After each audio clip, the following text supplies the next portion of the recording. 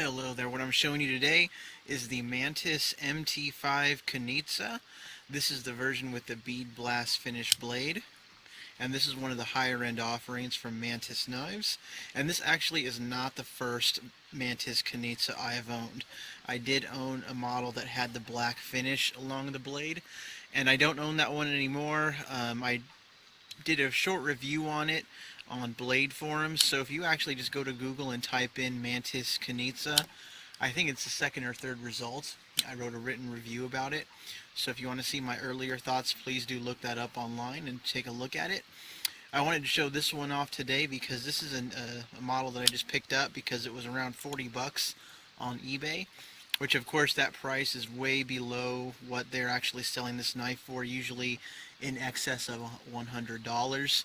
So for what you get for that price, you get a 3.5-inch blade with a 154 cm steel, Mantis logo on there. There we go, you can see some of the detail on it. Nice bead blast finish on this blade. Large opening hole right here. Rough G10 handles, so it gives you a very good grip in the hand. Pocket clip is reversible right or left side. I made some improvements to this particular knife here because this G10 is really rough, and so if you put this in your pockets on a regular basis, this clip is going to rip your pocket to shreds.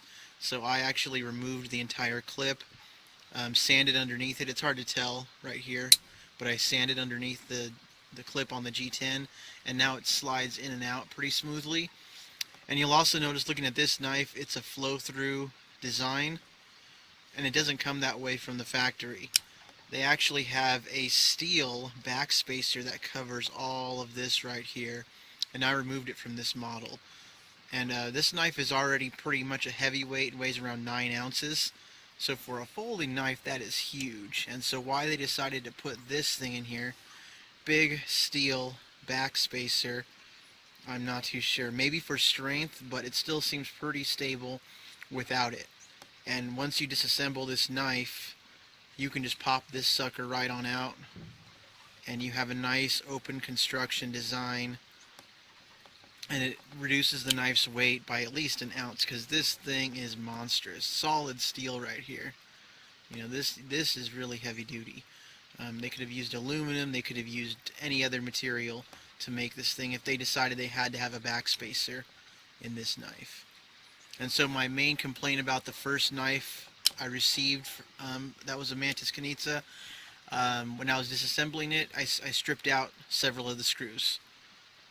Could be my fault, they used a Loctite in there. So this knife I was a little bit more careful. I used a Weha Torx screwdriver. So these ones here, about 7-8 bucks, super high quality, so they are worth every penny if you don't want to strip these screws out. So I recommend you invest in one of these if you have any interest in knives or keeping your knives disassembled. The center pivot has these funky holes in it, and you can see it's kind of scuffed up from me opening it. One tool that I have that works, you can see this right here, has these 3 pins on it, and this is actually a tool designed for the Sanrenmu and Enland knives, but it actually just works fine for Mantis as well. So it does work pretty well on this pivot. Only problem is that black, black oxide finish, whatever they used, you can see right there, it gets really scuffed in the process, so it doesn't look pretty anymore.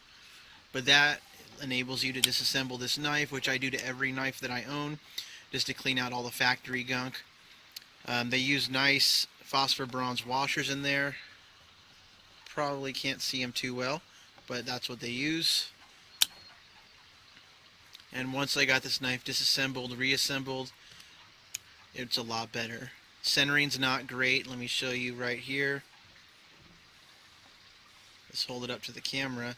You can see the blade leans really heavy to the non-locking side.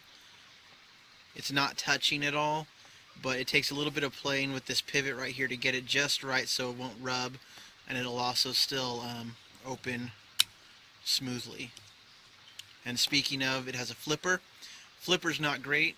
It's kind of unergonomic, not a great design. If you just use your finger force, it doesn't really want to come out on its own. So it takes 3 times to do it, and I'm using a little bit of wrist action there. But if you use wrist action, it opens almost every time. But otherwise, for a good flipper, you always consider a flipper good if it just takes finger action alone to open the knife, and this knife doesn't have that. Has the thumb opener, and the knife just rides real smooth on those washers there, so that's not really the problem. It's just not the best flipper design. So go ahead and read my other review, and you'll see that the main problem I had with this knife was that since I disassembled it, or attempted to disassemble it, it voided the warranty with Mantis. Mantis was once known for having a really nice, no questions asked, lifetime warranty. So when I asked about the strip screws, they basically said, tough shit, you're out of luck. And that was a real downside to me. So Mantis has gone downhill in that regard for many different reasons, which I'm not really going to get into. So I wouldn't recommend disassembling a knife from Mantis if you want them to honor any warranty on it. But I can live with it for this piece. It was used, $40 for a 154 cm steel blade, 3.5 inches. Heavy duty knife, great lockup. Let me see if I can get that on the camera there. It's kind of hard to see because it's actually dark. There we go. You see the lockup is right where it should be. It's not too far over on the blade tang. So this is really nice. It locks up super solid, no side to side up and down play. I'd swear this was a zero tolerance knife in terms of lockup because it feels so secure. But it's this very ergonomic style shape. Once you get your hand on that, it's not going anywhere because this G10 grips like nothing else. That knife ain't going anywhere. So it reminds me kind of the Cold Steel Spartan. Very similar shape there. So just wanted to show this knife off. You can see my earlier review with the black bladed model on Blade Forums. Just go ahead and Google it and you can find it pretty easily. But overall, if this is your style of knife, I'd recommend it, but you might want to remove this heavy duty piece if you're actually looking to carry it very often, because this is a heavy duty knife, not only in terms of quality but size and weight. So this is gonna weigh a bit in your pocket, but as long as you know that and what you're getting into, I recommend it. So hope this influenced your choices on this knife.